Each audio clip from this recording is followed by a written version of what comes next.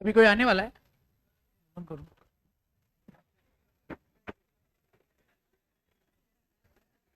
हाँ जी friends, can we start? So very good morning to all of you. How you all? चलिए, unit number 3 को हम लोग देख रहे हैं और यूनिट नंबर 3 का चार्ट आपके सामने ये रहा। अरे लॉ में क्या लिख दिया? हाँ हाँ हाँ हाँ हाँ हाँ।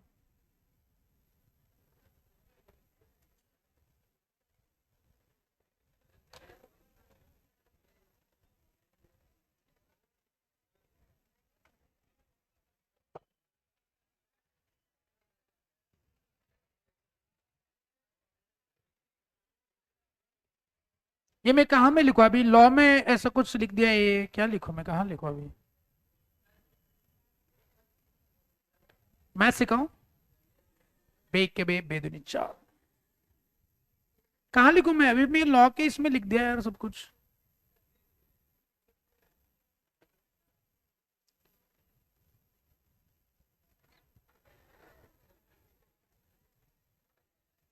मैथ्स में लिख दूं?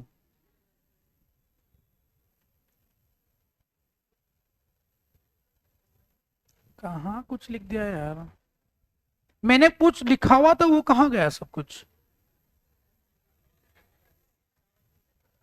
अकाउंट्स में होगा। मतलब मैं अकाउंट्स में लिखता हूँ। कहाँ है? ये मेरा हैंड राइटिंग है? इकोनॉमिक्स में?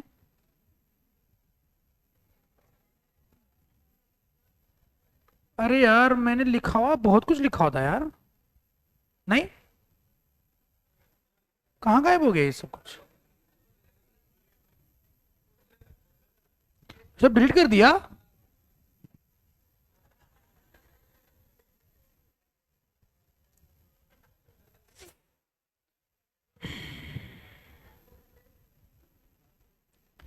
वापस लिखते हैं, उसमें क्या है? वैसे मेरी रिवीजन ही हो जाएगी अगले बैच के लिए। आपको तो वैसे सब कुछ आता है ना, मेरी रिवीजन हो जाएगी। चलिए, मैं लिखता हूँ। हाँ जी, तो यूनिट नंबर 3 हम लोग देख रहे थे, सही बात है। बताएंगे यूनिट नंबर 3 का नाम क्या है? Other essential elements. ओके। चलिए, बताएंगे मुझको कितने इसेंशियल एलिमेंट्स हमने इसके अंदर पढ़ने हैं? 4। कौन कौन से बताएंगे? Come on. पहला? हाँ जी, competency of party, competency of party. दूसरा, फ्री कंसेंट। तीसरा, lawful consideration and lawful object. And last one, not expressly declared as void. Okay. उसके अंदर हमने कॉम्पिटेंसी को समझना है। कॉम्पिटेंसी के अंदर हमने क्या पढ़ा? मतलब क्या क्या बातें देखनी है? पहला, मेजॉरिटी। दूसरा, साउंड माइंडनेस। तीसरा, नॉट डिस्क्वालिफाइड। तीन ही देखने हैं। अरे श्योर? जिसके अंदर मेजॉरिटी को हम लोग डिस्कस कर रहे हैं, और मेजॉरिटी के अंदर हमने ये पढ़ा कि अगर किसी माइनर के साथ कोई कॉन्ट्रैक्ट एंटर करते हैं तो उस कॉन्ट्रैक्ट का क्या होता है। तो पहली बात, वो कॉन्ट्रैक्ट क्या होता है? केस स्टडी का नाम बताएंगे। कल जिन लोगों ने होमवर्क नहीं करा था, आज करके आगे? अरे श्योर? लगता है कल होमवर्क ना करने वाले ही कुछ गायब हो गया आज। वो कहाँ गया? वो उधर खड़ा है, वो उधर बैठा था ना वो। क्या नाम है उसका? हरीश। हरीश की हरेश? हरीश। तो क्या आपने होमवर्क कर लिया? श्योर? चलिए, नेक्स्ट वन। अगर मान लो माइनर माइनॉरिटी के दौरान जो कॉन्ट्रैक्ट एंटर करता है, मेजॉरिटी के बाद क्या उस कॉन्ट्रैक्ट को रेटिफाई करा जा सकता है? एक्सेप्ट करा जा सकता है? नहीं। उसके बाद क्या माइनर किसी कॉन्ट्रैक्ट का बेनिफिशियरी या बेनिफिट ले सकता है? उसके बाद क्या कोई माइनर हमेशा ये कहेगा क्या? कैसे कहेगा?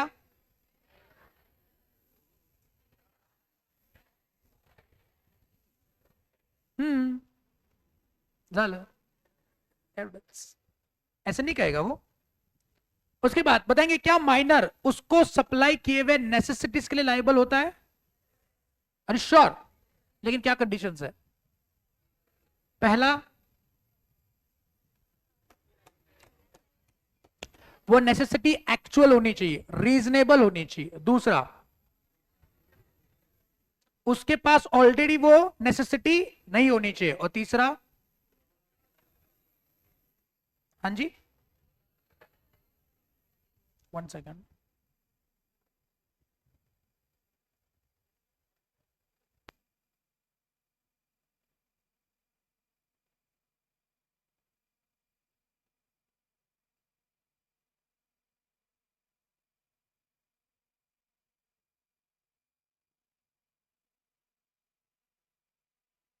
चेक चेक कर दो।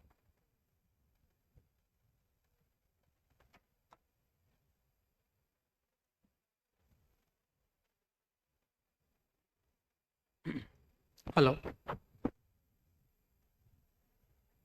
मेरी आवाज आ रही है ना? Hello hello hello hello hello hello hello.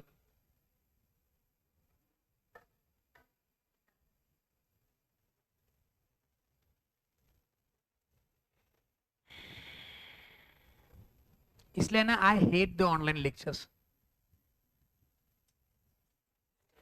हाँ करो करो और करो।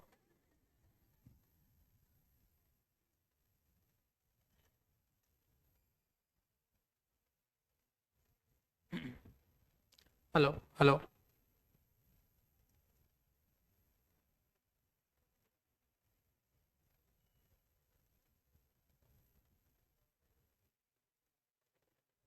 जबकि नवंबर 23 की बैच है ना अभी? 23।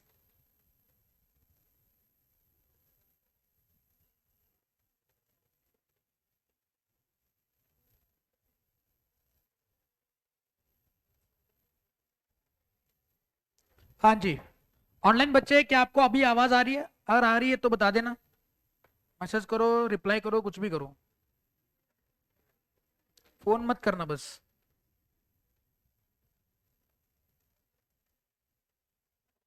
चलिए, सो आई गेस अभी आपकी वॉइस का प्रॉब्लम क्लियर हो गया है। चलिए नेक्स्ट वन।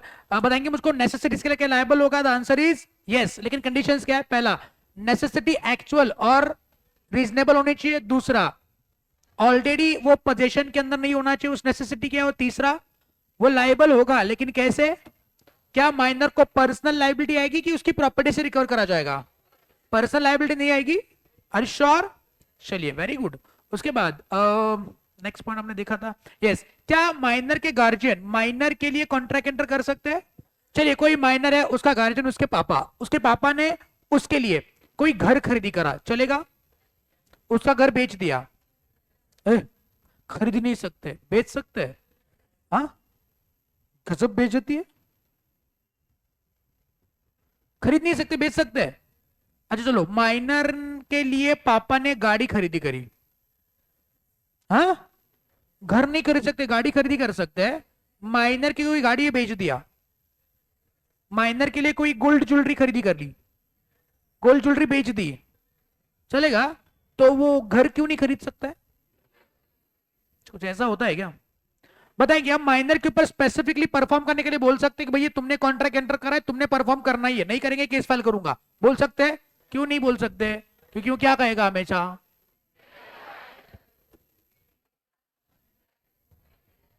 अच्छा बताओ, माइनर इंसॉल्वेंट हो सकता है क्या? क्यों?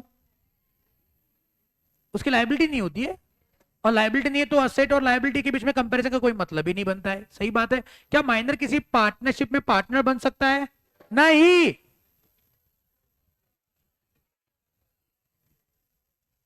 वापस पूछता हूं, क्या माइनर पार्टनरशिप में पार्टनर बन सकता है? हाँ, लेकिन प्रॉफिट के लिए बन सकता है, ये बोलता है। ठीक है, सब मुंह उठा करके बताए हाँ हाँ, हो सकता है, हो सकता है। नहीं हो सकता।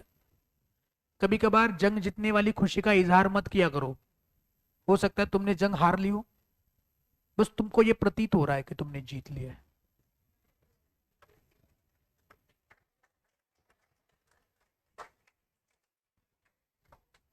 illusion. This could be illusion for you. You might have thought that we have won the battle, but in fact you are not, isn't it? तो कभी जंग जीतने वाली खुशी का इजहार इतने जल्दी नहीं करते. Never celebrate too. ठीक से समझो सवाल क्या है. घाई गड़बड़ करने की कोई गरज नहीं है. मेरे को आप जितना चाहे बता दो कि सर मेरे को जवाब आता है, मेरे को बताने की जरूरत नहीं है, इंस्टीट्यूट को बताओ. मैं जानता हूं बहुत होशियार हूं, इसमें हंसने की क्या बात है. प्रेज करो तो प्रॉब्लम, नलायक बोलो तो प्रॉब्लम. मैं जानता हूं कि आप सब लोग बहुत होशियार हो. इंस्टीट्यूट नहीं जानता है, उसको बताना है. और नलायक को गलती से अगर लिख दिया कि हाँ, तो आंसर आएगा ना. अच्छा एक बात बताओ ना, बताओगे? ये मैं हूं, ये हमारी कार है,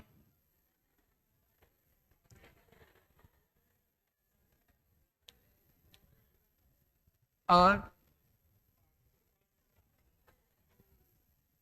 कार ही मान लो. अभी मेरे ड्राइंग स्किल्स के हिसाब से तो ये तो लैम्बोर्गिनी है.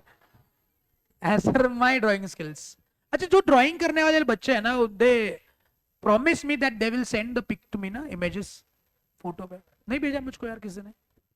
कौन कौन करता है ड्राइंग बॉयज में? बॉयज करता है ना. नहीं भेजा भाई, भेज दो आज. आज भेजोगे? तुमको जो तुम्हारा भारी वाला लगता है ड्राइंग वो भेजो. हाँ नंबर नंबर पूछ रहा है ना, बुक में दिया है ना नंबर. बुक में नंबर नहीं दिया मैंने. चलो मेरा नंबर नोट डाउन कर लो फिर. It is 9921458345. लिख रहा हो रे नालायक, देख ये नंबर नोट डाउन कर लो. कोई भी कम्युनिकेशन होगा डायरेक्टली कर लेना, स्टडी रिलेटेड होगा बस. जेवला काय, हे झालं काय, तसला काय मी रिप्लाय करणार नाही. हाँ हाँ गुस्सा मत करो, देखिएगा वो. अब बेटा भेजो. गर्ल्स में कौन करता है ड्राइंग वगैरह? ड्राइंग करते हो ना, तो भेजा नहीं है, भेजो. देखो आपकी स्किल्स अभी कर दो. ग्रेट. आप ये निकालते हो, वो क्या बोलते हो उसको, कार्टून. कार्टून कार्टून भी निकालते हो? वाह, खुद कार्टून होके.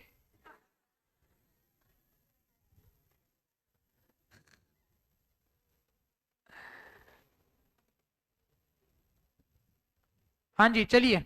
सो ये मैं हूं.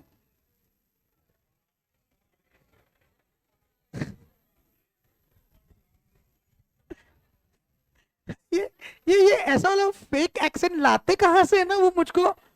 That is the I guess eighth wonder of this world, कि ये सब फेक. ऐसा कार, कार बोलते इसको, कार.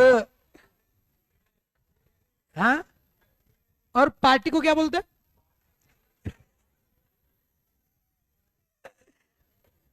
ऐसा लग रहा है पैदा होने से पहले इंग्लिश मीडियम में ही थे. ये मैं हूं, ये मेरी कार है. क्या बोलते हैं? इसलिए मैं ना वो हॉलीवुड की मूवीज नहीं देखता हूँ. मुझको एक मूवी 3 बार देखना पड़ता है. हाँ एक चल रहा है भी, कोई सीन चल रहा है मान लो, तो 3 बार देखना पड़ता है. पहले सबटाइटल पढ़ने पड़ते हैं, फिर पॉज करना पड़ता है, फिर मतलब क्या, फिर रिवाइंड करके वही सीन, अच्छा ये बोला, अरे क्या बोल रहा, आई विल किल यू. हमारे क्या बोलते, दे तो भाई. अरे क्या बोल, कुछ समझ में नहीं आता है, कुछ समझ.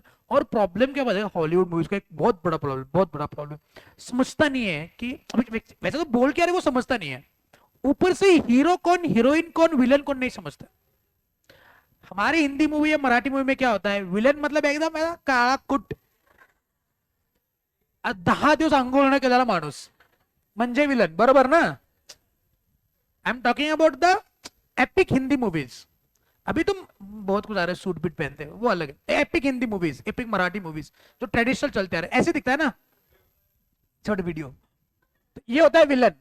हीरो कैसा होता है, ऐसा गोरा छिट्टा एकदम, हाइट बीट होती है, बॉडी बॉडी शॉडी बनाता है ना. चार वेळा घुटून पिटून दाढी बिडी केलेली असते, एकदम चकचकीत गोरा चिट्टा, लांबून ओळखतो हिरो आहे, है ना. हिरोइन मतलब कैसे होती है, हीरोइन हीरोइन होती है, समझ में आता है हीरोइन है. हाँ, विलन की भी हीरोइन होती है, वो उसकी तरह ही दिखती है, काहीतरी चित्र विचित्र दिसत असते ती उबड धोबड. हिरोइन असते एकदम व्यवस्थित, हीरोइन समझते हीरोइन है. हॉलीवुड मूवीज में क्या होता है, समझता नहीं हीरो कौन है. चलो, काला जो होता है ना वो हीरो होता है, और गोरा जो होता है ना सूट बूट में वो विलन होता है. फिर एक और पैरामीटर हम अप्लाई कर सकते कि हीरोइन जिसके साथ वो हीरो, वो अपना रूल है, हीरोइन हमेशा हीरो के पीछे जाती है. साला ये हॉलीवुड मूवीज में कभी कभार हीरोइन इसके साथ होती है, कभी कभी हीरोइन इसके साथ भी, समझे क्या हीरो कौन है. अपना बेसिक में लोचा होगा ना, फंडामेंटल्स क्लियर नहीं हो रहे. पहले बोल रहे साथ देना किसका है, अंत में ताली बजाने किसके लिए है, कि हाँ अरे हो गया हो गया, किसके लिए बजा, समझ में नहीं आ रहा है.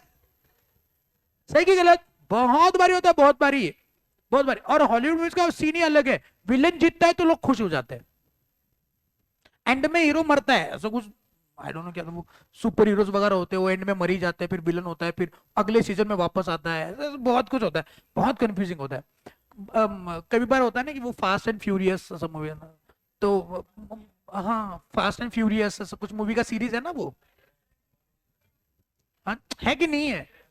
तो मेरे आजू बाजू के दोस्त लोग जो है ना वो देख के आए मूवी, बोले देखो फास्ट एंड फ्यूरियस 7 देखा मैंने, तो फिर पता चला पहले 6 भी थे. फिर वो चर्चा करते. आता कसं यांच्या चर्चेमध्ये आपण अडाण्यासारखं वागतो, म्हणजे वाटतो आपण स्वतःला की आपण काय मागासलेलंच आहे, आपल्याला काय कळतच नाही यांचं काय. फिर वो जैसे मुंडी हिलाते हैं, वो कुछ बात करते ना, वो क्या मारा क्या गाड़ी, फिर हमारे तो भी हमें ऐसे करना है हाँ, जैसे कि हम पीएचडी करके आए हैं इसमें. फास्ट एंड फ्यूरियस 1 से लेके 7 पूरे देख लिए हमने, ऐसा बोलना है. अभी क्या करे, कुछ कर नहीं सकते. बाद में कुछ पूछा ना ऐसे की तू ते बघितलंस का, हा तेच मला वाटतं ते काहीतरी, फिर बोलते तसं नाही रे ते, तो तो सांगतो. आपण फक्त मुंडी हलवायची आणि त्यांच्या हाला हा हो बरोबर, ठीक है बरोबर है, अजीबात घाणेरड एकदम. फुटबॉल में भी ऐसा होता है मेरा, I don't know football, football में क्या होता है क्या रूल्स है, I can't play football see. तो वो जो प्लेयर होता है ना, बाहर की टीम होती है, क्या बार्सिलोना क्या एफसी को आई डोंट नो क्या होता है, वो सब कुछ होता है. तो फ्रेंड्स जो बात करते हैं ना फुटबॉल मैच के बारे में, तो उस टाइम पे कुछ नाम लेते हैं, एम्बापे एंड क्या, बहुत खतरनाक खतरनाक नाम होते. फिर बोलते ना अरे उसने ना ऐसा क्या बोलते हैं, कॉर्नर से किक मारना था, ऐसा कुछ तो बोलते, कॉर्नर से मारना चाहिए था यार, कम मोहित बराबर है हाँ, नो बॉल देना चाहिए था.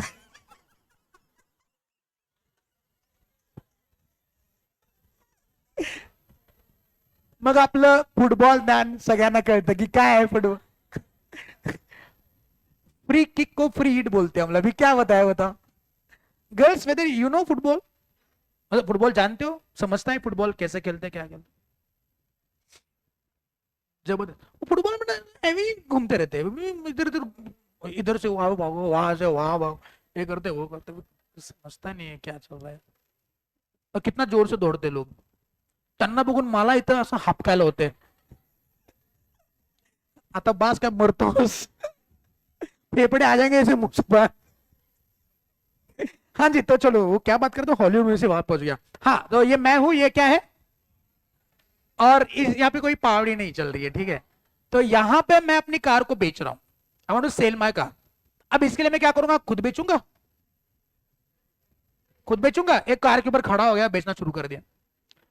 आई विल अपॉइंट एन एजेंट. अब एजेंट को मैंने बोल दिया कि जो भी कार बेचेगा 10% कमीशन तुम्हारा. मैंने बोल दिया 5 लाख रुपए में कार बेचनी, कितने में बेच दिया तो 50,000 कमीशन तुम्हारा.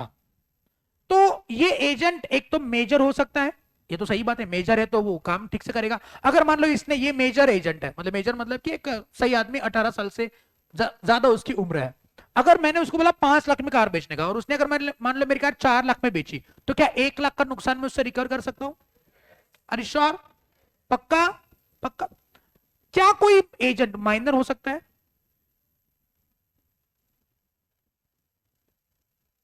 मतलब मान लो ये मेरा स्टूडेंट ही है ओमकार,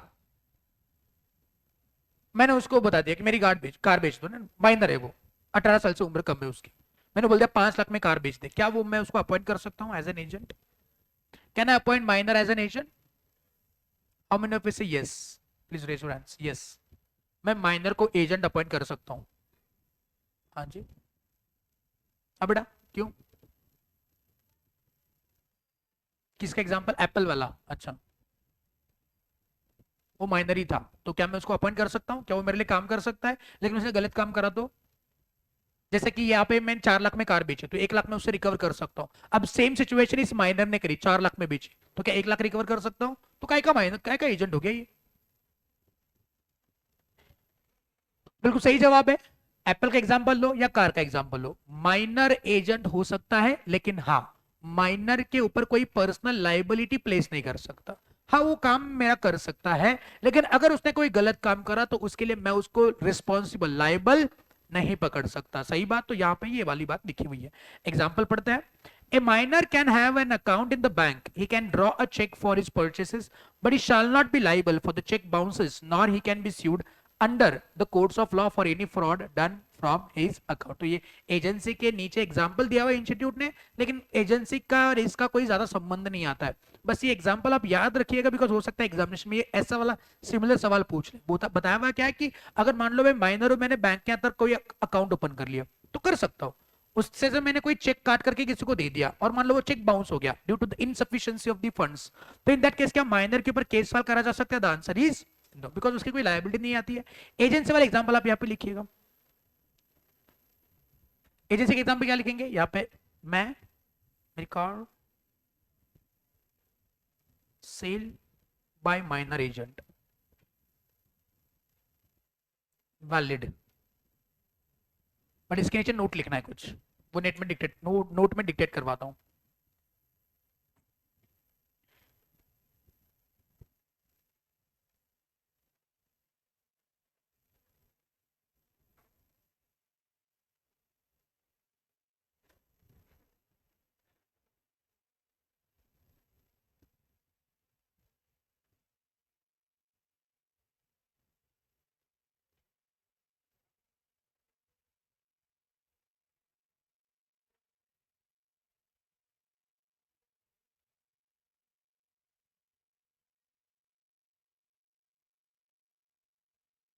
हाँ जी, नोट लिखिएगा।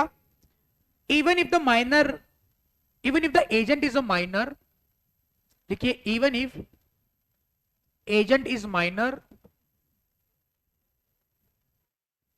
even if agent is the minor,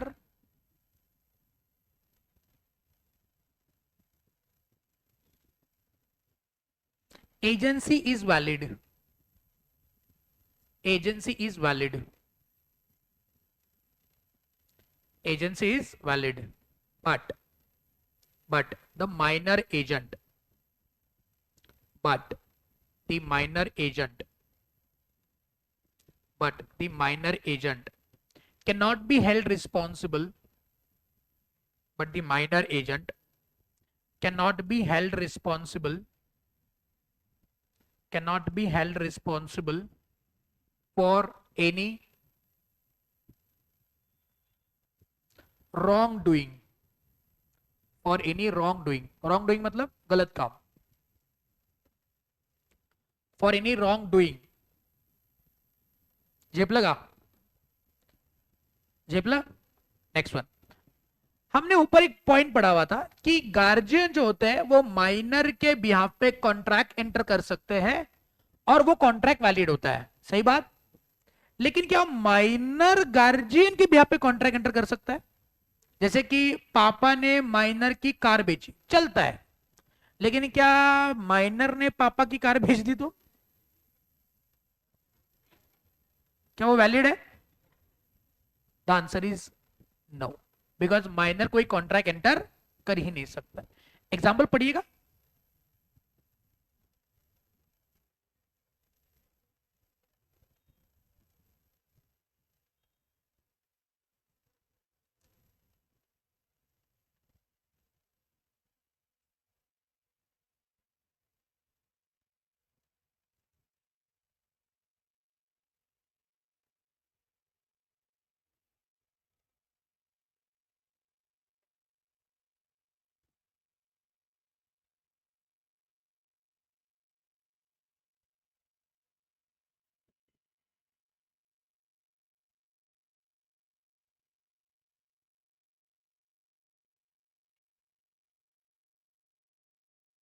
पढ़ लिया? पढ़ लिया। दो कॉन्सेप्ट हमने देख लिया। पहला कॉन्सेप्ट कौन सा था बताएंगे? क्या माइनर एजेंट हो सकता है? क्या माइनर एजेंट हो सकता है? यस। लेकिन क्या वो लायबल होगा? नहीं। क्या माइनर पेरेंट्स के बिहाफ पे कॉन्ट्रैक्ट एंटर कर सकता है? क्या पेरेंट उस कॉन्ट्रैक्ट की वजह से लायबल होंगे? नहीं। नेक्स्ट वन, अगर मान लेते हैं ए और बी। हाँ जी, विच वन? हाँ, अभी एजेंसी हमने देख ली ना, तो एजेंसी में क्या होता है कि अगर मान लो उसके बच्चे ही पेरेंट्स के एजेंट है, मतलब पेरेंट ने बच्चे को एज एन एजेंट ही अपॉइंट करा हुआ है, प्रॉपर एजेंट जिसको बोलते हैं। थर्ड पार्टी को अपॉइंट करने से बेटर अपने बच्चों को अपॉइंट कर लो। तो मान लो कोई बच्चा है जिसको अब उसके ही पेरेंट्स ने कुछ प्रॉपर्टी वगैरह बेचने के लिए अपॉइंट कर लिया एज एन एजेंट, तो पेरेंट लायबल होंगे ना, बिकॉज यहाँ पे एजेंसी का कॉन्ट्रैक्ट है और एजेंसी कॉन्ट्रैक्ट वैलिड होती है। ओके, क्लियर बेटा? नेक्स्ट वन, चलिए। ए और बी दो लोग हैं, ए मेजर बी माइनर, दोनों ने मिलके सी को लोन दिया रुपए 50,000। 25,000 ए और बी दोनों ने इक्वल कंट्रीब्यूट करा और सी को लोन दिया 50,000 का। बताएंगे मुझको C whether is liable to pay the loan or not, whether the contract is valid or not.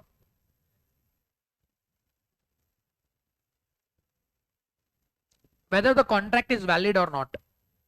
लेकिन contract with the minor is void ab initio, तो आधा सही बोलो।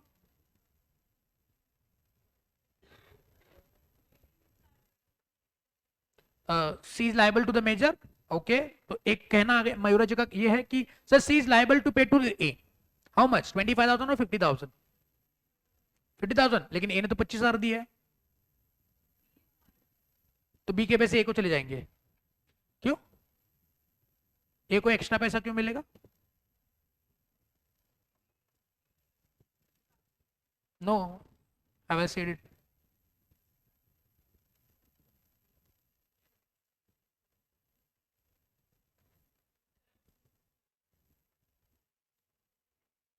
हाँ जी, आरती जी। नहीं, चलो तो पढ़िएगा पॉइंट नंबर 12 और बताइएगा क्या होगा इस केस में।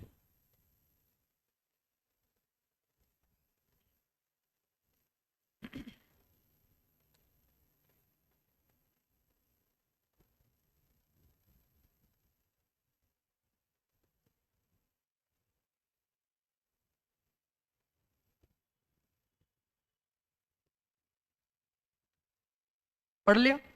बताएंगे मुझको क्या लिखा है।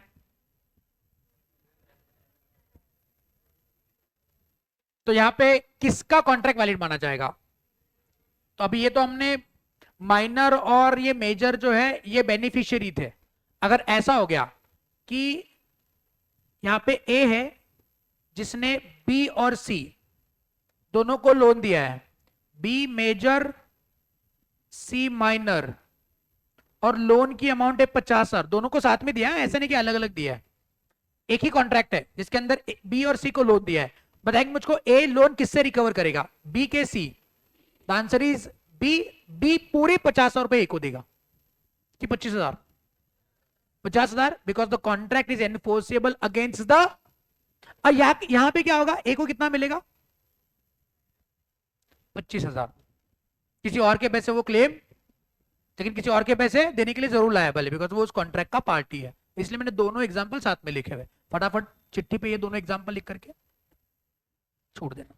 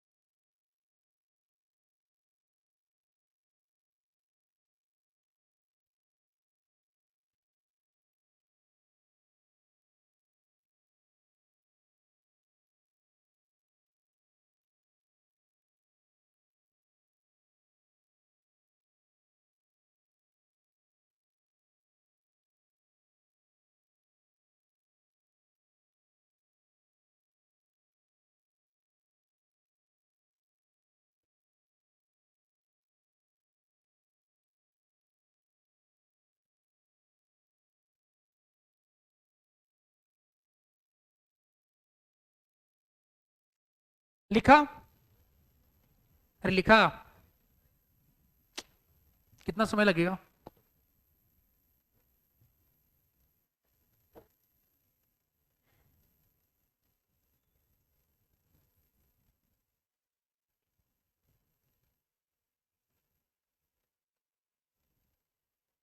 चलिए आगे बढ़े।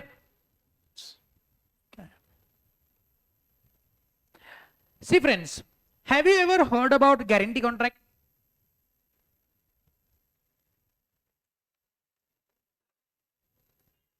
गारंटी इस नाम को तो सुना रहेगा ना आपने? हाँ जी, क्या होता है गारंटी कॉन्ट्रैक्ट?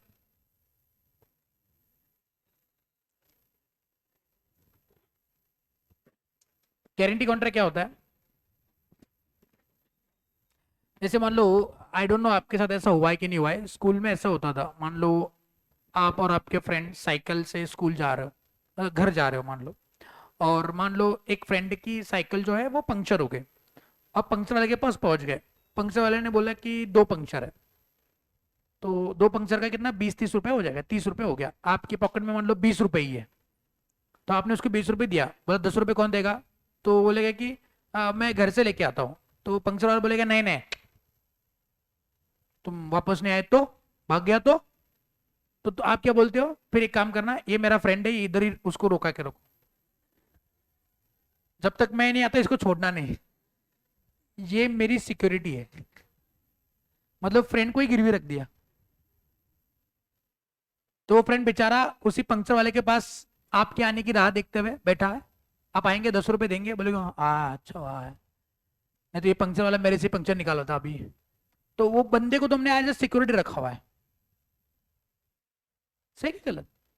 तो वो जो आपका फ्रेंड है उसने आपके बिहाफ पे गारंटी दिया वैसे, कि ये नहीं आएगा ना तो मैं दूंगा, आप चिंता मत करो, मैं इधर ही हूं। करा कि नहीं करा ऐसे कभी? नहीं करा ऐसे? जो साइकिल से जाते हैं ना उनको पता है।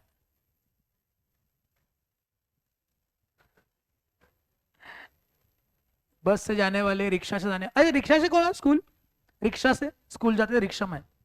रिक्शा में कौन कौन जाते थे? रिक्शा में, रिक्शा में स्कूल जाते थे, रिक्शा में, रिक्शा में जाते थे, रिक्शा में, रिक्शा में।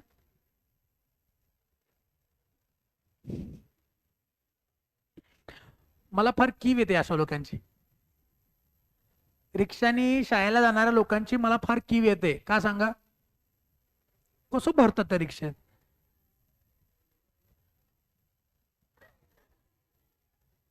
कसं बसतात मला कळत नाही. श्वास घेता येत होता तुम्हाला रिक्षात? काय काय लोक तर पाठीमाग बसायचे त्या, कशा बसत होते. मला एकदा घरातले म्हणाले तू रिक्षाने शाळेला जा. मग आमच्या शाळेला रिक्षा जायची, मग त्या रिक्षा मामांच्याकडे गेलो, असं बघितलं, मला एक वेळ चालत जाईन किंवा एक वेळ शाळा सोडेन, कारण मी रिक्षाने काय जायचं नाही. कसं बघ, असं आधीच तिथं बसायला जागा नाही, आतले लोक बाहेर पडायला लागलेत, आणि त्यात मला आणि बसवणार कुठं? काय कळत नाही का? पाठीमाग बसलेली पोरं असतात ती त्या खिडकीतून बघतात असं. त्याच्यापेक्षा गप्प सायकल निघालेलं काय 4 थेंब घाम येईल,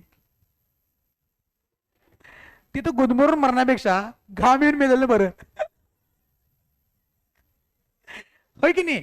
तसं सुटसुटीत रिक्षा होत्या सगळ्यांच्या, असं कोंबूनच भरायचे ना भरपूर. काय मला वाटतं एका रिक्षात एक 20-25 लोक असायचे, 20-25, तेवढे नाही, 10 माणसं, 8-10 फक्त. गप्प बसा, बघून तर वाटते 50 असतील आतमध्ये त्या. मला कधी कधी वाटायचं वरती तो कॅरेज लावेल, पोराणं घालेल, आणि सामान कसं बांधतात.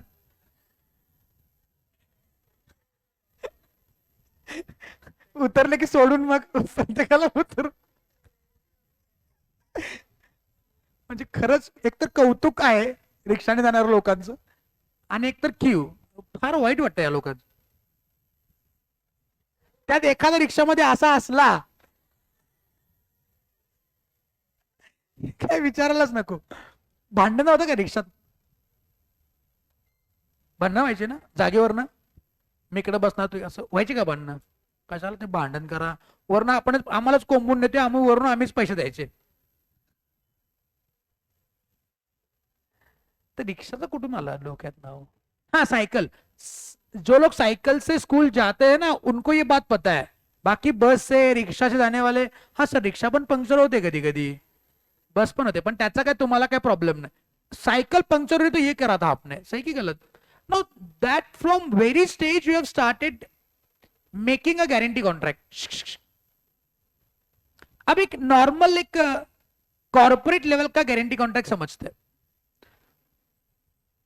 मान ले यहां पे ये मैं हूं या मैं नहीं हूं, चलो मान लो कोई स्टूडेंट है ओमकार. ओके, ओमकार को लोन की गरज है, पैसों की गरज है, तो वो चला गया बैंक के पास. बैंक ना ICICI bank. Oh sorry, what I said, I said ICICI bank. Bank है आईसीआईसीआई बैंक. इसने लोन के लिए अप्लाई करा. बैंक बोली लोन तो देंगे, गारंटी का है, क्या गारंटी है?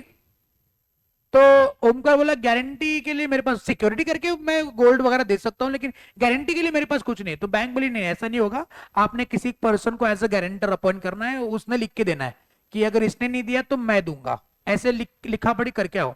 तो ओमकार बोला अभी मैं किसको बोलूं? तो ओमकार आ गया मेरे पास, बोले सर वो लोन जरा चाहिए, और मैं बोला ले ले फिर. तो बोला नहीं वो बैंक वाले ना गारंटर मांग रहे हैं, तो बोले दे दे. तो मैं बोला नहीं सर मैं आपसे गारंटी चाहता हूँ, आप मुझको जानते हो पहचानते हो, और आपको पता है कि मैं लोन का रिपेमेंट करूंगा, बस आपको बैंक को बताना है कि अगर इसने नहीं पे करा तो मैं पे करूंगा. तो बोला ठीक है, बताना ही नहीं ना, बस बता देंगे उसमें क्या है. मैंने जाके बैंक को बता दिया, हे मैनेजर ये ओमकार मेरा स्टूडेंट है, इसको लोन दे दो, अगर इसने नहीं पे करा तो मैं पे करूंगा. तो मैनेजर बोला अब जो भी लिखा वो राइटिंग में दो. तो मैंने ऐसा मस्त कागज पे लिख दिया, क्या लिखा, आई विल पे इफ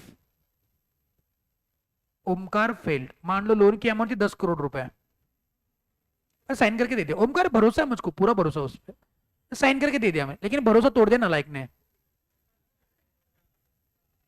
वही हुआ जो नहीं होना चाहिए था. ओमकार जब ड्यू डेट पे लोन पे करने की बारी आई भाग गया, भाग गया, वो भाग गया. गलत किया देवसेना, नहीं करना चाहिए था. अब बैंक जाएगी किसके पास? मेरे पास. Whether I am liable to pay, A Omkar ने बस बोलने के लिए बोला था, इसलिए मैंने बोल दिया. बोलने के लिए बोला था ना, पे करने के लिए थोड़ी ना बोला था. हाँ जी,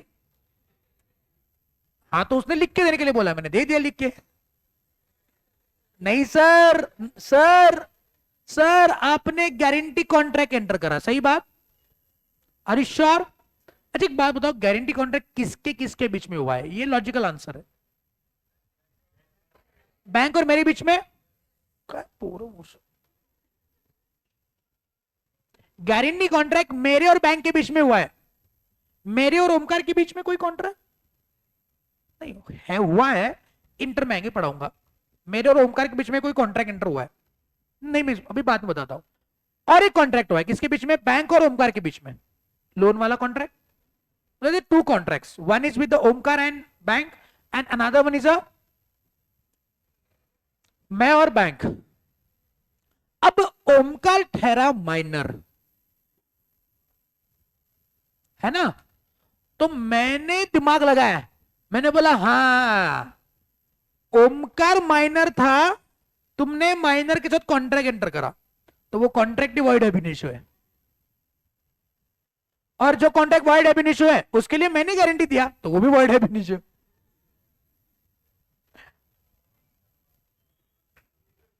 है कि नहीं? बताओ बताओ, मैंने सही करा कि गलत करा? मैंने सही कहा कि गलत कहा? सही कहा. गलत कहा? सर को गलत बता रहे हैं? डायरेक्ट सर को? गलत किया मैंने? क्या गलत किया मैंने? ऐसी क्या गलती करी मैंने? क्या गलती करी मैंने? क्या मेरी गलती यह है कि मैंने ओमकार पे भरोसा करा? क्या मेरी गलती यह है कि मैंने ओमकार को अपना स्टूडेंट माना? क्या मेरी गलती यह है कि मैंने ओमकार के लिए गारंटी दिया? क्या मेरी यह गलती है कि मैं ओमकार का टीचर हूं?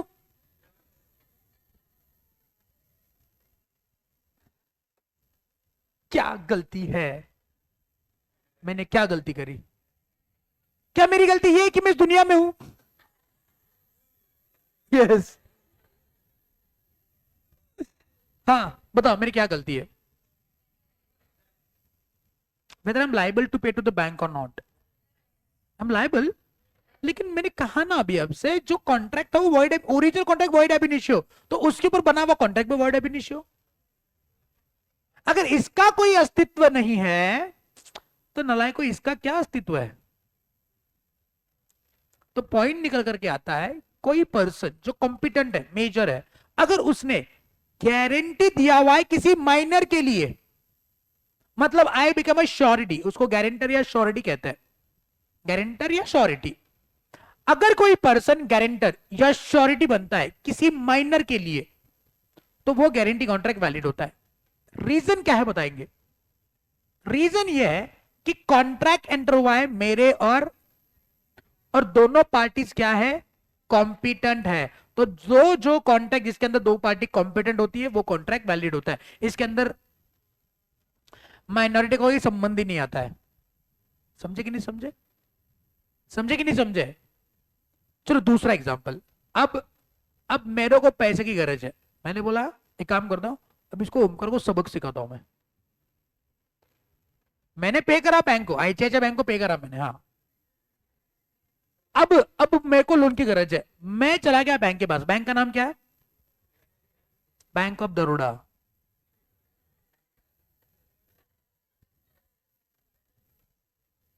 अच्छा, bank of Baroda. What you heard? दिमाग के अंदर ही गंदगी भरी पड़ी है। मैंने कहा बैंक ऑफ बड़ौदा।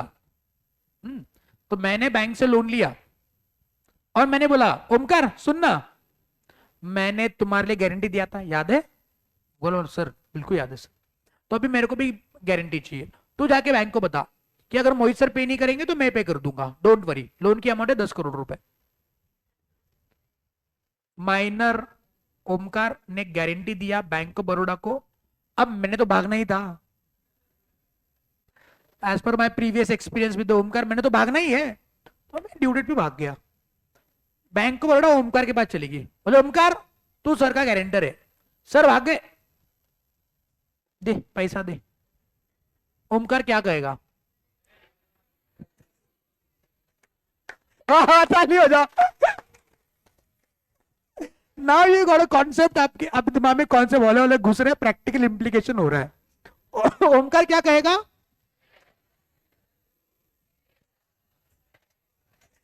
तो क्या कोई माइनर किसी मेजर पार्टी का गारंटर हो सकता है?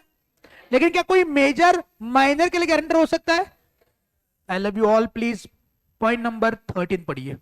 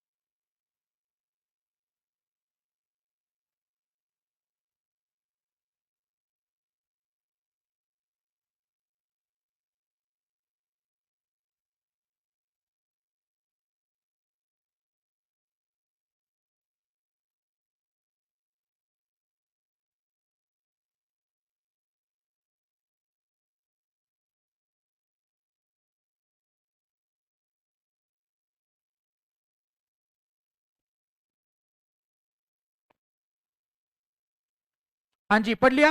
नीचे के एग्जाम्पल आ रहा है उसको भी पढ़िएगा, क्या उसके लिए कोई और नहीं होता दे दूं? पढ़ लिया? क्या बात कर रहे हैं, एग्जाम्पल भी पढ़ लिया? वाह, कितने होशियार है। चलिए इसको पढ़ो और बता दो क्या लिखा है।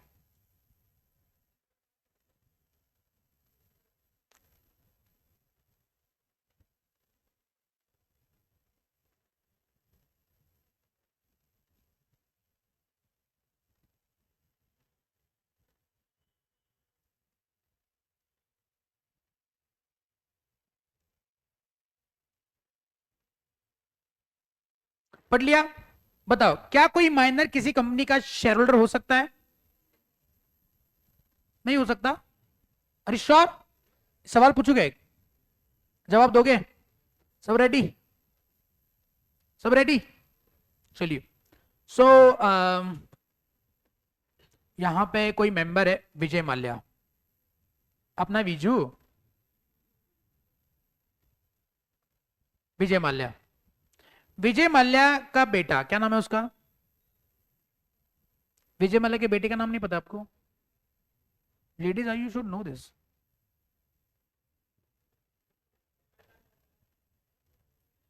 Siddharth Mallya, you know Siddharth, Kingfisher Airlines? There was a airline called Kingfisher Airline, but due to some financial conditions, the airline company got liquidated. But वो airline company जो Kingfisher Airlines थी, उला ला ला ला एओ, जिंगल तो सुना रहेगा आपने ऐड में, ये किंगफिशर का जिंगल है। तो विजय मल्ल्या ने अपने बेटे के 18 बर्थडे पे ये किंगफिशर एयरलाइन लॉन्च करा था, मतलब ये काइंड ऑफ ही has given a gift to his son Siddharth Mallya. तो इमेजिन करते सिद्धार्थ माल्या अभी भी माइनर है, इमेजिन करें, अभी तो मेजर हो चुका है लेकिन मान लो ये माइनर है। अब विजय माल्या किंगफिशर लिमिटेड का मेंबर है ना, शेयर होल्डर है कि नहीं? शेयर होल्डर है कि नहीं? विजय माल्या बोल रहे हैं कि अब मेरे बेटे को मैं क्या ही गिफ्ट करूं, उसके बाद तो सब कुछ है, बंगला, पैसा, गाड़ी, दौलत, शोहरत, सब कुछ है, क्या दूं? तो विजय माल्या ने कहा कि मेरे किंगफिशर लिमिटेड में जितने शेयर्स है वो सारे शेयर्स मैं अपने बेटे को ट्रांसफर करना चाहता हूं। तो उसने कंपनी में एक अर्जी दे दी, एप्लीकेशन दे दिया कि मेरे नाम पे जितने भी शेयर्स है वो मेरे सिद्धार्थ माल्या के नाम पे ट्रांसफर करो। तो पहले मेंबर कौन था? विजय माल्या। आज कौन होगा? लेकिन सिद्धार्थ माल्या तो माइनर है, तो क्या बीइंग माइनर विजय माल्या अपने बेटे को शेयर्स ना दे? अपने बेटे के प्रति जो उसका लगाव है, क्या वो अपने प्यार को बाजू में रखे? क्या उसने अपने बेटे को प्यार नहीं करना है? क्या वो उसका अपना बेटा नहीं है?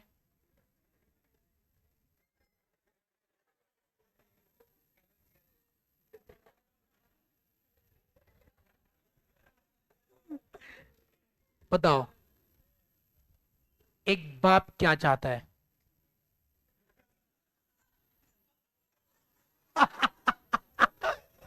तुम्हारे सामने ना बातें करने में ही प्रॉब्लम है, किसी भी बात का कोई भी मतलब निकाल देते। एक बाप चाहता है अपने बेटे को अपने शेयर्स ट्रांसफर करें, नलायको। आप बोलेंगे एक बाप चाहता है दूसरी मम्मी ले लो।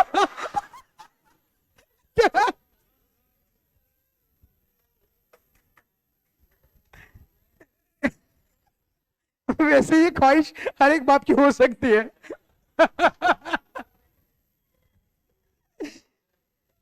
चलिए बताओ मुझको, एक बाप चाहता है अपने बेटे के नाम पे सारे शेयर्स ट्रांसफर करें, लेकिन क्या कंपनी लॉ इस बाप बेटे के प्यार को रोकेगा? इंडिया वांट्स टू नो, बाप बेटे के प्यार में कंपनी लॉ, बाप बेटा और कंपनी लॉ, गौर से देखो इस चेहरे को, ये हंसता खिलखिलाता चेहरा सिद्धार्थ माल्या का, छोटा बच्चा, इसकी खुशी पे पानी फेर दिया किसने? क्या विजय माल्या अपने बेटे को शेयर ट्रांसफर कर पाएगा? क्या विजय माल्या कंपनी लॉ को तोड़ेगा? क्या विजय माल्या दुनिया जहान की सारे रीति रिवाज को छोड़ करके अपने बेटे को शेयर ट्रांसफर करेगा? जानने के लिए देखिए, नहीं नहीं इसी एपिसोड में। तो आप तो ये कह सकते हो कि सर कोई माइनर पर्सन है वो कॉन्ट्रैक्ट एंटर नहीं कर सकता, और अगर उसने किसी कंपनी में एप्लीकेशन दे दिया कि मुझको इस कंपनी के शेयर चाहिए, मान लो सिद्धार्थ माल्या जो है उसने डायरेक्टली कोई अर्जी दे दी टाटा मोटर्स में, उसने कहा रतन टाटा जी को, अंकल अंकल मेरे को है ना आपकी कंपनी के शेयर चाहिए टाटा मोटर्स, ये रहा मेरा एप्लीकेशन। तो रतन टाटा क्या कहेंगे, देख बेटा तू माइनर है, तुम्हारे साथ मैं कोई कॉन्ट्रैक्ट एंटर नहीं कर सकता, तो मैं डायरेक्टली तुमको शेयर नहीं दे सकता। ये तो लॉजिक क्लियर है। तो सिद्धार्थ माल्या टाटा मोटर्स के शेयर खुद से खरीदी नहीं कर सकता, लेकिन क्या विजय माल्या अपने नाम के शेयर अपने बेटे के नाम पे ट्रांसफर कर सकता है? The answer is yes. The answer is, मेरी बात समझ, चलो मान लेते विजय माल्या दुनिया में नहीं है, मर गया, उसने अपने वसीयत में लिखा कि मेरे जाने के बाद मेरे सारे शेयर्स मेरे बेटे के, तो बेटा माइनर है, बाप गुजर गया, तो बताएंगे अब इन शेयर्स का क्या करें? ट्रस्ट के नाम पे ट्रांसफर, हाँ ट्रस्टी के नाम पे ट्रांसफर, हाँ वो तो ट्रस्टी विजय माल्या अपन करेगा रे नालायको, विजय माल्या ने कुछ कहा नहीं है इससे, तो क्या करेंगे? अरे शेयर्स तो आपको सिद्धार्थ माल्या के नाम पे ट्रांसफर करने पड़ेंगे ना। तो पॉइंट ये है कि कोई माइनर डायरेक्टली किसी कंपनी का मेंबर नहीं बन सकता, लेकिन अगर ट्रांसफर ऑफ शेयर्स या ट्रांसमिशन ऑफ शेयर हो जाता है तो वो बन सकता है, प्रोवाइडेड वो शेयर्स फुल्ली पेडअप होने चाहिए। अच्छा फुल्ली पेडअप शेयर्स कॉन्सेप्ट पता है आपको? वैसे मान लो एक शेयर की कीमत है, फेस वैल्यू है 100 रुपए, कितना फेस वैल्यू है? तो ये पूरा का पूरा 100 रुपए पे करना है कि कंपनी जितना मांगेगी उतना पे करना है? कंपनी मांग सकते हैं ना, कॉल कर सकती है अमाउंट को, मान लेते हैं इसका पेडअप अमाउंट है 60 रुपए, कितना? तो अनपेड कितना हुआ, निकालो कैलकुलेटर्स, 40 रुपए ना, अनपेड 40 रुपए। आज मान ले विजय माल्या के पास ये शेयर है जिसके पास 60 रुपए पेडअप है, 40 रुपए अनपेड है, अब ये शेयर्स माइनर के नाम पे ट्रांसफर नहीं हो सकते, बिकॉज अगर माइनर को मैंने शेयर होल्डर बना दिया तो 40 रुपए पे करने की जिम्मेवारी माइनर की आ जाती है, तो in way I place a liability on the minor, जो कि गलत है। माइनर के ऊपर कोई लाइबिलिटी नहीं आएगी, और अगर मैं पार्टली पेडअप शेयर्स माइनर के नाम पे ट्रांसफर कर रहा हूं तो माइनर के ऊपर लाइबिलिटी आ रही है to pay the remaining amount, और रिमेनिंग अमाउंट पे करने के लिए मयूरा जी मैं माइनर को नहीं कह सकता, तो 40 रुपए पे करने की जिम्मेवारी माइनर की नहीं हो सकती, इसलिए पार्टली पेड अप शेयर्स का ओनर या मेंबर माइनर कभी नहीं बन सकता। हाँ अगर विजय माल्या की बाकी की प्रॉपर्टी से पैसा उठा करके ये शेयर्स को फुल्ली पेड अप करा जाए, जैसे मान लो विजय माल्या के अकाउंट में पैसे हैं, उन पैसों को उठा करके अगर इन शेयर्स के ऊपर 40 रुपए जो बचे हैं वो अगर पे कर दिए और शेयर्स को फुल्ली पेड अप कर दिया, तो सिद्धार्थ माल्या के नाम पे ये 100 रुपए का शेयर ट्रांसफर होगा। मेरी बात समझे? हाँ लेकिन सर जब तक ये फुल्ली पेड अप नहीं होता तब तक क्या, तब आप कहो कंपनी उन शेयर्स को अपने पास रखेगी एज अ ट्रस्टी, और जैसे ही शेयर फुल्ली पेड अप हो जाएंगे फिर इन शेयर्स को सिद्धार्थ माल्या के नाम पे ट्रांसफर करा जाएगा। कितना सिंपल है, सही की गलत? पक्का? तो लिखिए नीचे लिखिए, जगह है तो उधर लिखिए, अदरवाइज चिट्ठी पे लिखिए कहीं पे। यहाँ पे आपकी वो छोटी वाली चिट्ठी नहीं होती, वो आड़ी वाली, वो वाली चिट्ठी काम आएगी आपको, बड़ी बड़ी चिट्ठी लगाएंगे तो स्पेस वैसे अननेसेसरली खाली हो। हाँ अगर नहीं है वो चिट्ठी तो बड़ी चिट्ठी पे लिखो, कोई वांदा नहीं। ऐसे देख रहे आता आम्ही काय करायचं, आमच्याकडे तर काय गरज नाही आहे, असेल तर लिहा, नसेल तर नॉर्मल चिट्ठीवर लिहा। ओके तो लिखिए, a minor cannot become, A minor cannot become member or a shareholder in a company directly. A minor cannot become a member or shareholder, come on, directly,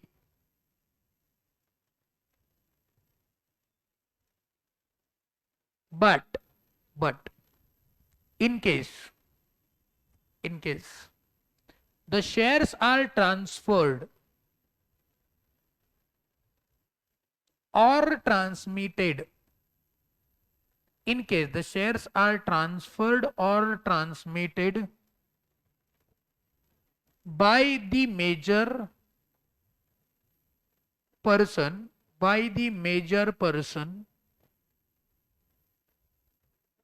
to the minor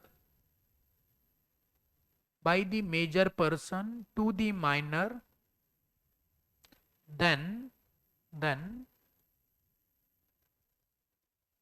the minor can become a member for those shares. Then the minor can become member for those shares. Then the minor can become member for those shares. लेकिन shares कैसे होने चाहिए? Fully paid up. तो नीचे एक note लिखिएगा, but the shares must be fully paid up. But the shares must be, come on, shares must be fully paid up.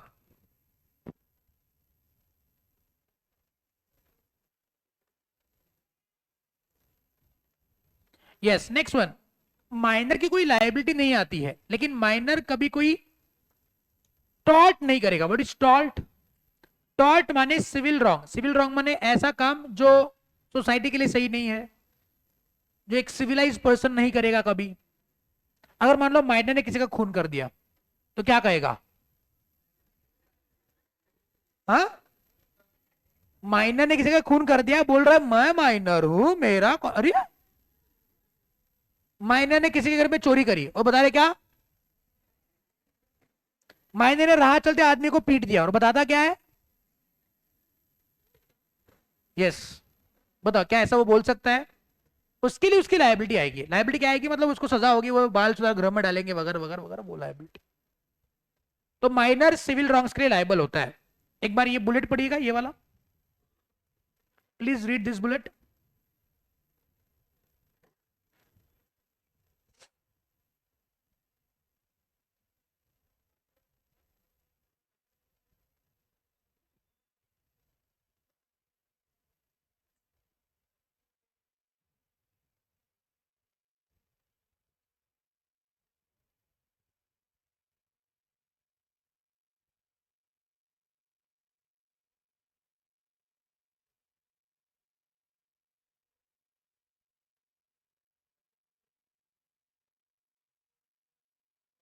हाँ बेटा,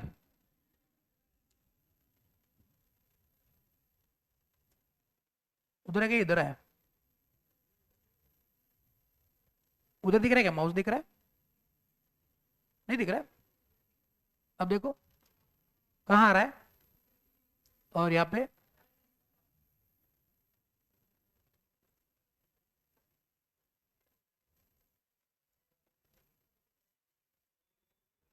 दिख रहा है अभी?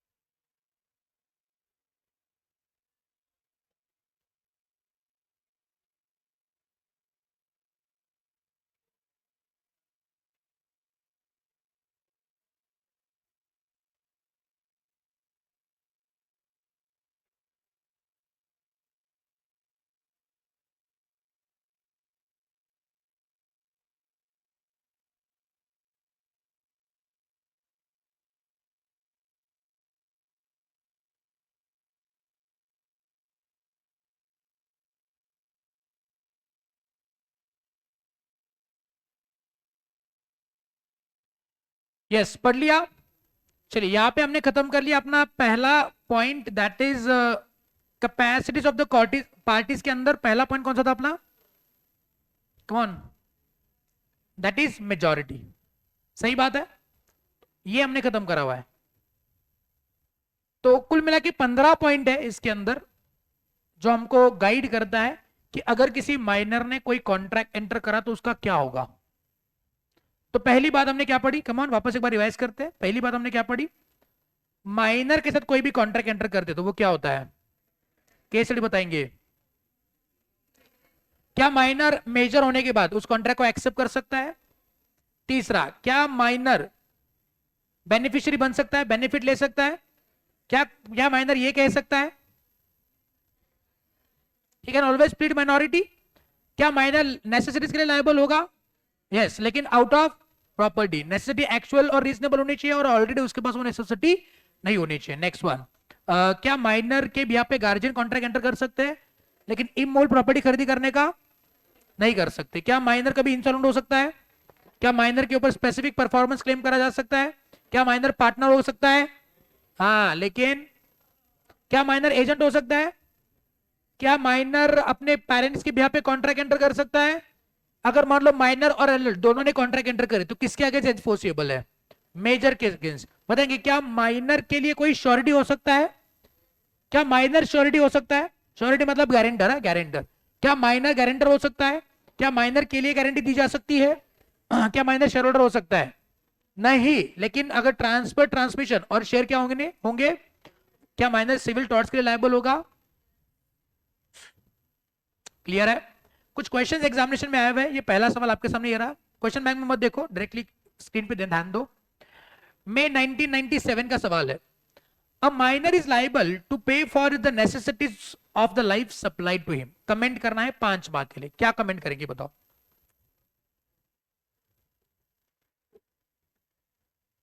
हाँ जी, क्या कमेंट करेंगे? Minor is liable for the necessities of the life supplied to him, क्या कमेंट करेंगे? पहले क्या लिखेंगे? पहले लिखेंगे contracts with the minor is void ab initio. We can not place liability on the minor, but if the necessities are supplied to him, he is liable to pay for those necessities under the different conditions or below conditions. Condition number 1, the necessity must be actual or reasonable necessity. दूसरा, the minor should not be in the possession of the necessity. और तीसरा, he is liable but only out of the property. If the property is insufficient to pay, then he is liable only up to the extent of the property. इतना ही लिखना है, सही कि गलत? चलो next one, next question. चलिए next, minor can always plead minority. बताओ अभी इसको क्या एक्सप्लेन करेंगे? बताओ इसके लिए क्या एक्सप्लेनेशन होगा? Minor can always plead minority. 5 mark के लिए एक्सप्लेन करना, 5 मार्क के लिए। बाद में पढ़ेंगे इसको हम लोग, ठीक है? आंसर पढ़ेंगे। चलो ये क्वेश्चन हो सकता है, ऐसा क्वेश्चन बन सकता है। Next question, again minor can always plead minority, similar question आया हुआ है। Next one, explain the laws relating to the minors contract. इसको होमवर्क मार्क करेंगे। 15 चीजें लिखनी है, 15 चीजें। कितने मार्क के लिए? तो अपने पास हेडिंग लिख के छोड़ देना है, एक्सप्लेनेशन नहीं करना है। 15 पॉइंट लिखना है, एक्सप्लेनेशन नहीं लिखना है, बस हेडिंग लिखना है, हेडिंग। Okay, homework. हाँ जी, अभी नवंबर 2002 का 31 पेज नंबर है। आपका पेज नंबर देखिए क्या है।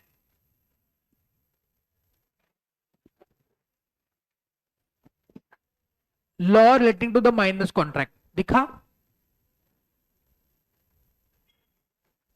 दिखा पेज नंबर 41? 41 पे आइए, 41 नवंबर 2002 दिखा? दिखा? होमवर्क मार्क करेंगे। चलिए, और इस क्वेश्चन का आंसर अभी आप क्लास में लिखेंगे। किसका? इसका। इसका आंसर अभी अभी क्लास में लिखेंगे। You have 10 minutes to complete the answer. Come on, फटाफट 10 minutes to complete the answer. जो भी बच्चे घर पे देख रहे हैं,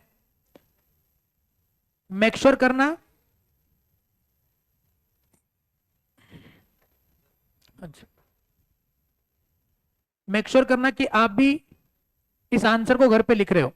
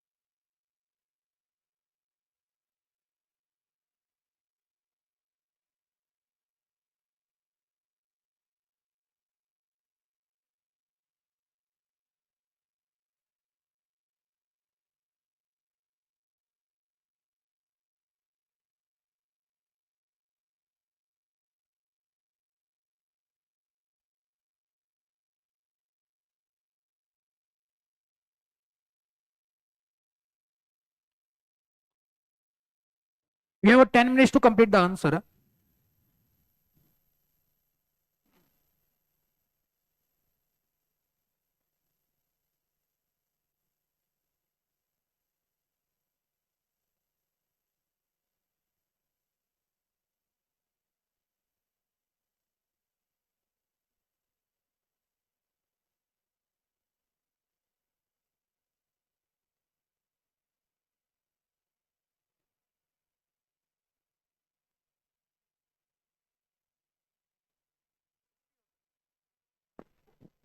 तो वैसे आज आपकी टेस्ट थी, लेकिन मेरे को ये खत्म करना था आज, इसलिए मैंने टेस्ट नहीं लिया। लेकिन ये टेस्ट जो है ड्यू है, कभी भी सरप्राइजिंगली आपके सामने आ सकती है। ओके, सो इसके लिए तैयार रहना। मैंने अपने शिकार को बोल दिया कि आप सजग हो जाओ, तो आप हो जाओगे। आप जब तैयार नहीं होगे तब मैं अटैक करूंगा, चलेगा ना? तभी उद्या। चलिए चलिए आंसर लिखिए, फटाफट लिखिए। 10 minutes.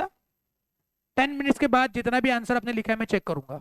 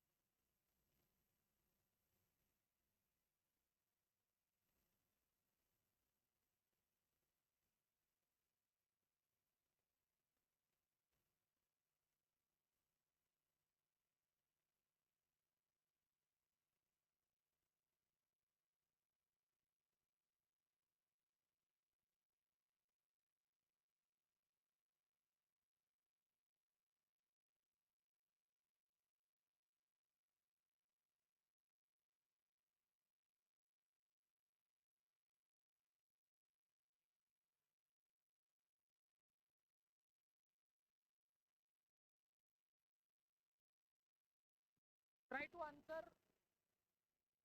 try to write down the answer without looking at the book or the question bank. Question bank या बुक को ना देखते हुए आंसर लिखने की कोशिश करो। कितनी बार हमने रिवाइज करा हुआ है, याद नहीं आ रहा है तो टाइम इन्वेस्ट करो, सोचो, जो दिमाग आपको दिया उसका इस्तेमाल करो। याद आ जाएगा, 100% याद आएगा। अब इतने भी निकम्मे नहीं हो कि आपको याद नहीं आएगा, आएगा, 100% आएगा। हमेशा बुक को देखने की गरज नहीं है। I have full confidence in you कि आपको याद आएगा, 100% आएगा। बस देखो मत आंसर को। तो मेरे को 5 मिनट एक्स्ट्रा दिए मैंने आपको, चलो 15 मिनट में लिखो।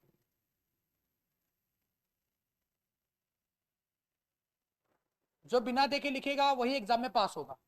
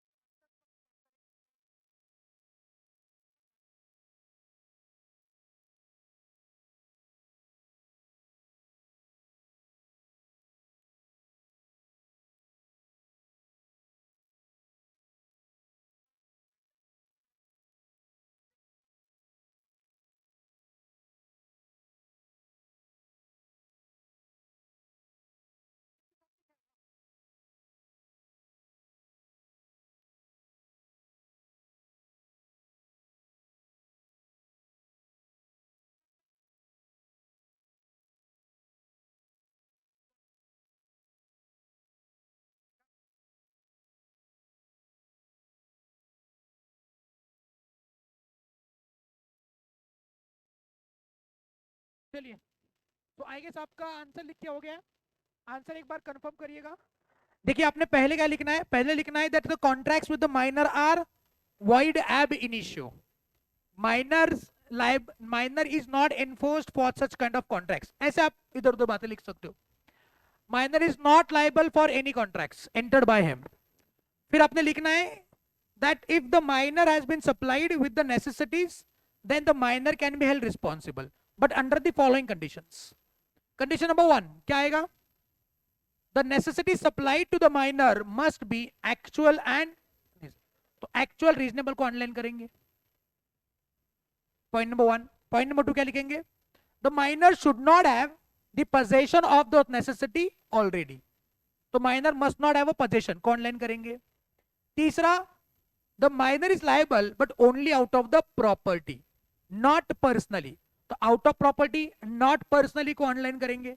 और नेक्स्ट लिखेंगे if the property is insufficient to recover the amount of necessity supplied, then he can recover only out of that, only the amount to the extent of the property. तो लिखेंगे property insufficient to the extent of property, इन दोनों words को online करेंगे। जब भी लिख रहे हैं तभी वहां पे अनलाइन करेंगे, तो आपका काम आसान हो जाएगा। अदरवाइज बाद में आपके पास समय नहीं होगा। जैसे बच्चे ने सेक्शन नंबर के साथ लिखा हुआ है, तो सेक्शन नंबर इतना याद करके लिखा है तो अनलाइन करो ना उसको, और क्वेश्चन के आंसर की शुरुआत होगी as per Indian contract act 1872। ये आदत लगाई है पहले से। अभी तो हम लोग कॉन्ट्रैक्ट एक्ट पढ़ रहे हैं तो लिखने का दिमाग में आया नहीं, लेकिन मान लो जैसे अपने एक्ट बढ़ेंगे, एग्जाम में लिखेंगे, तो एग्जामिनर को बताना तो है कि भैया मुझको समझ में आ गया है कि ये क्वेश्चन इस एक्ट से बिलोंग करता है, सही कि गलत। तो this is how you have to operate, this is how you have to write down the answers. ठीक है, अभी एक सवाल मैंने एज अ होमवर्क दिया हुआ है, उसको आप कंप्लीट करेंगे। अब जो सवाल एक होमवर्क करके दिया है वो 5 मार्क का है, 15 पॉइंट लिखने, हेडिंग डालना है बस। हेडिंग पे कैसे लिखेंगे? बस आधा अधूरा हेडिंग नहीं लिखेंगे, हेडिंग मतलब सेंटेंस लिखना है पूरा। जैसे कि minor can be the agent, a major person can be the surety or guarantor for the minor, minor is liable to pay for the necessity supplied. हाँ, अब इसके अंदर 3 कंडीशन को शॉर्ट में लिखेंगे, इसको ज्यादा एक्सप्लेन नहीं करेंगे।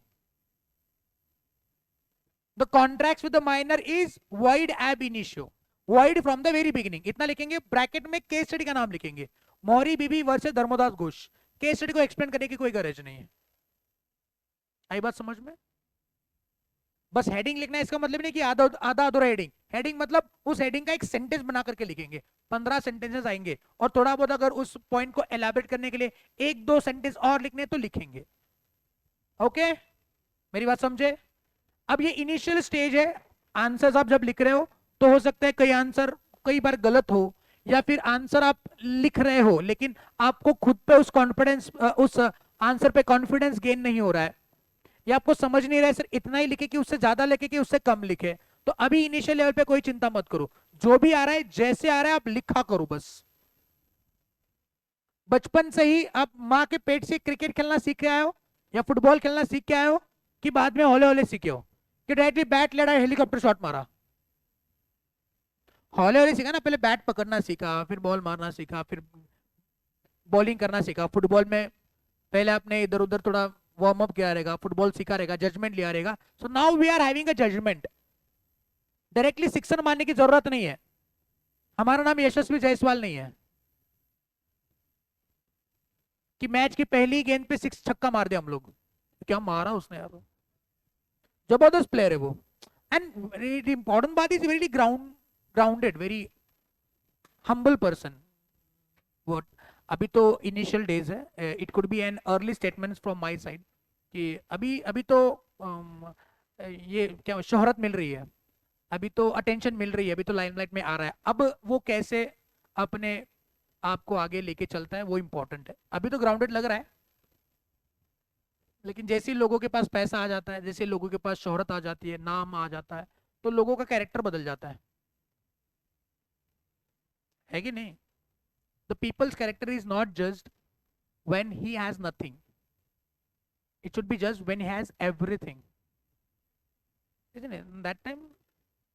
और एक मैं नसीहत बता दूं आपको, मेरे 50 साल 51 साल का एक्सपीरियंस बताऊं मैं, कि you should judge a people or a person when you oppose him. मतलब when you oppose any particular person ना, at that time how he reacts, that is a real character of that person towards you. Because when I have a one character, I have a different character for you. I have a different way of thinking, way of talking, way of whatever doing things with you. I have a different things with some other person. आपके साथ मैं कैसे behave करता हूँ ये तब determine होगा जब आप मुझको अपोज करोगे. हाँ, इसका मतलब ये क्लास के अंदर अपोज करना. लाइक मैं ऐसी हैवी कैजुअल रिलेशन की बात कर रहा हूँ. मतलब फ्रेंड्स है, ये वो रिश्तेदार है. तो जब आप किसी किसी को अपोज करोगे ना, किसी को अगेंस्ट जाओगे किसी के, कभी कभी जानबूझ के जाया करो. फिर वो जैसे रिएक्ट करेगा ना, अगर उसने आपको समझ लिया कि हाँ हाँ ठीक है, उसमें क्या है, आपने किसी की बात नहीं सुनी, तो जो अगर वो आपके साथ रहेगा ना, तो that is a real person for you, that is a real friend for you, है कि नहीं? अदरवाइज तो वो सौदेबाजी कर रहा है. आंसू आए तो खुद पहुंच लेना, लोग आएंगे तो सौदा करेंगे.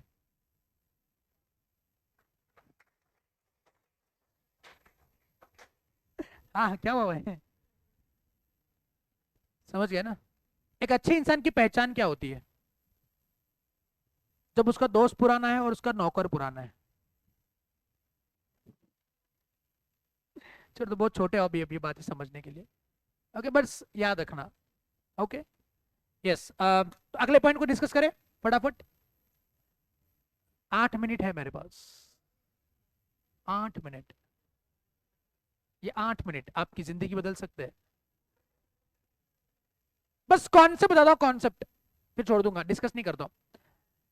ठीक है फ्रेंड्स? हाँ हाँ हाँ हाँ हाँ, पढ़ाने दोगे, अदरवाइज जितना मैच मैच करोगे उतना एक्सटेंड होगा, फिर चलेगा. सो मेजॉरिटी डिस्कस कर ली हमने. अब डिस्कस करेंगे साउंड माइंड. तो आप मुझको बताएंगे when I can say the person is a sound mind.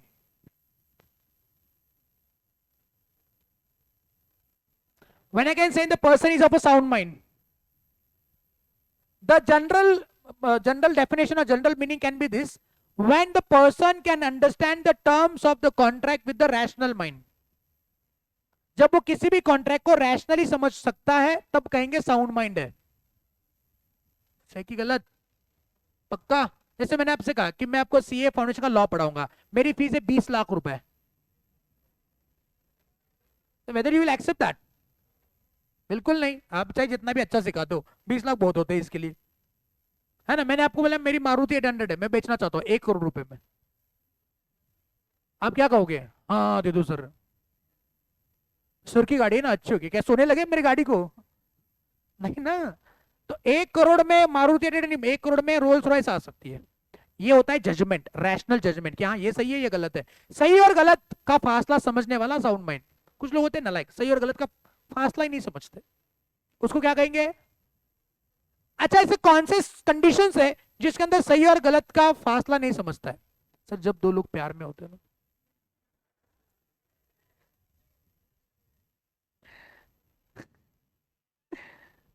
ये एग्जाम में ना लिखना. हाँ, लेकिन रियलिटी में वही होता है ना?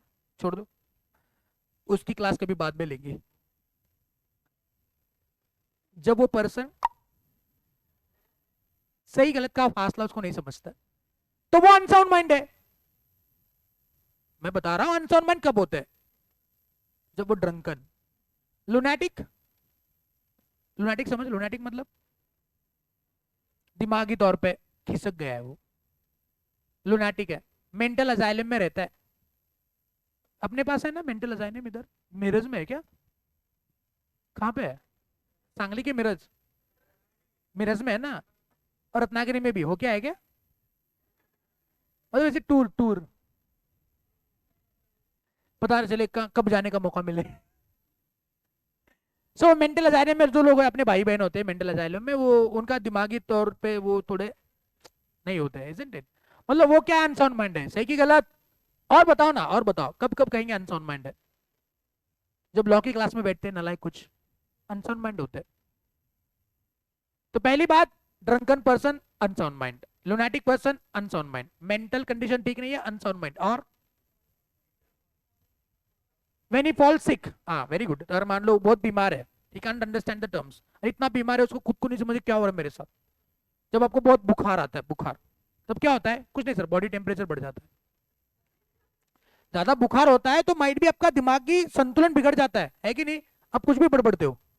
हाँ होता है कभी कभार ऐसे, ज्यादा बुखार चढ़ता है तो आप कुछ भी मतलब आपको समझता नहीं क्या हो रहा है क्या नहीं हो रहा है, खाना भी ठीक से खाया नहीं जा रहा है, गोलियां भी ठीक से खाई नहीं जा रही है, तो at that time you are unsound mind for that particular phase. हाँ कुछ कुछ लोग हमेशा के लिए अनसाउंड माइंड होते हैं, ना वो ड्रंकन है, ना वो नुलांटिक है, ना वो बीमार है, लेकिन फिर भी अनसाउंड माइंड होते हैं। त्याला आपण वेड्याचे झटके म्हणतो। काय काय लोक असतात त्यांना वेड्याचे झटके कधी कधी येतात, कधी कधी येत नाहीत, मग ते केव्हा अनसाउंड माइंड? जेव्हा झटके येतात आणि जेव्हा झटके येत नाहीत। आता काय काय लोक असतात त्यांना कायम झटके येतात, कधी कधी चांगला असतो, तो कधी अनसाउंड माइंड। काय काय माणसं चांगली असतात, कधी कधी झटके येतात, ते केव्हा अनसाउंड माइंड? झटके, that is a definition is been given in the act, तो दैट इज अनसाउंड माइंडनेस। सही बात है, पक्का? देखो यहाँ पे लिखा हुआ है, according to section 12 a person is said to be unsound mind for the purpose of the making contract at the time when he makes it capable of understanding it। Online the point, lipstick लगाएंगे, जब वो उस contract को समझ लेता है, rational judgement form कर सकते कि करे कि नहीं करे। देखिए अभी क्या लिखा हुआ है, a person who is usually unsound mind, मतलब ऐसा पर्सन जो यूजुअली क्या होता है? यूजुअली अनसाउंड माइंड होता है, लेकिन ओकेजनली साउंड माइंड होता है।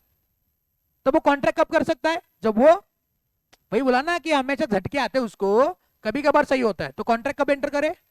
सभी। A person usually sound mind होता है, सही होता है, कभी कभी, तो कॉन्ट्रैक्ट एंटर कब करे? साउंड माइंड होता है, और कब ना करे?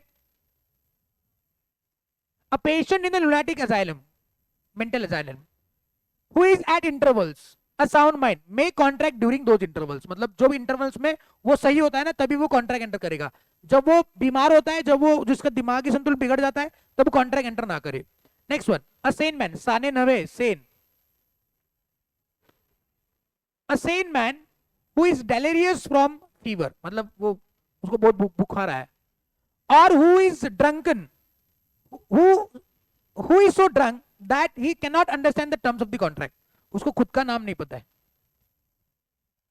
और form on rational judgement as to effect on its interest, can not contract while such delirium और drunkenness last, जब तक उतरती नहीं है तब तक कॉन्ट्रैक्ट एंटर ना कर। सही बात है, चलिए सो यहीं पर रुक जाते हैं हम लोग। अनसाउंड माइंड की बातें हम लोग अगले लेक्चर पे कंटिन्यू कर लेंगे। ओके चलिए, थैंक यू सो मच, मिलते हैं कल, bye bye and have a nice day.